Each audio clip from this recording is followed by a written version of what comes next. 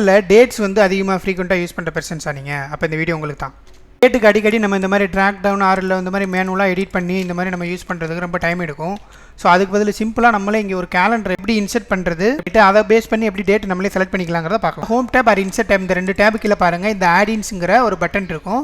அந்த ஆடினை கிளிக் பண்ணிவிட்டு கெட் ஆடின்ஸ் கொடுத்துட்டு இங்கே வந்து கேலண்டர்னு டைப் பண்ணுங்கள்.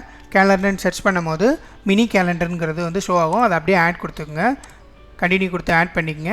அதுக்கப்புறம் நமக்கு இந்த மாதிரி ஒரு மினி கேலண்டர் லோட் ஆகும். அப்புறம் அந்த மினி கேலண்டர் வச்சுட்டு நம்ம எந்த இடத்துல வேணால், எந்த டேட் வேணால், எந்த ஆர்டரில் வேணால் இன்சர்ட் பண்ணிக்கலாம். ஸோ இப்போ நம்ம இங்கே இன்சர்ட் பண்ண போகிறோம்னா இந்த இடத்துல வச்சுட்டு நம்ம என்ன டேட் வேணுமோ அதை கிளிக் பண்ணிக்கலாம். இங்கே வந்து இப்போ லாஸ்ட் மந்தோட டேட்னா இங்கே வந்து 6 இருக்கும். ஸோ இதை கிளிக் பண்ணி என்ன டேட்டு, இது டிசம்பரு, ப்ரீவியஸ் மந்த் இல்லை நெக்ஸ்ட் மந்த்து, இந்த மாதிரிங்கிறத நம்ம இந்த ஆரோ மார்க் வச்சு சூஸ் பண்ணிக்கலாம். என்ன டேட் வேணுங்கிறத நம்ம வந்து சேஞ்ச் பண்ணிக்கலாம் எந்த இடத்துல வேணாம். ஸோ இந்த மினி கேலண்டருங்கிறது வந்து நம்ம டேட் வச்சு அடிக்கடி நம்ம டேட்டா யூஸ் பண்ணுறோம்னா ரொம்ப யூஸ்ஃபுல்லாக இருக்கும். ட்ரை பண்ணி பாருங்கள்.